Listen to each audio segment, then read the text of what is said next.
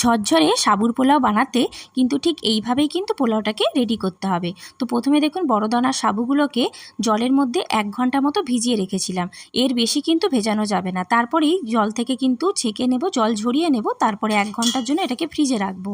তারপরে কড়ার মধ্যে একটু ঘি নিয়ে এখানে কিশমিশ আর কাজুটাকে একটু লাল লাল করে ভেজে তুলে রাখবো। এরপরে সাদা তেল আর ঘি মিশিয়ে গরম করে এর মধ্যে গোটা জিরে আর গোটা গরম মশলা ফোড়ন দিতে হবে।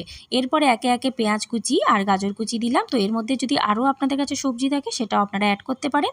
বেশ ভালোভাবে ভাজা ভাজা হলে এখানে পরিমাণ মতো নুন হলুদ দিতে হবে। তারপরে আদা পেস্ট দেবো, এটাও খুব ভালোভাবে ভাজা ভাজা হলে শেষে একটু পরিমাণ মতো স্বাদ মতো একটু চিনি দেবো, যেহেতু পোলাও তাই মিষ্টি মিষ্টি হবে। এরপরে এখানের মধ্যে দেখুন সাবুদানাগুলো মিশিয়ে নিচ্ছি। মেশানোর পর একদম শেষে আগের থেকে ভেজে রাখা কাজু আর কিশমিশ অ্যাড করেছি, আর তার সাথে ধনেপাতাও অ্যাড করেছি।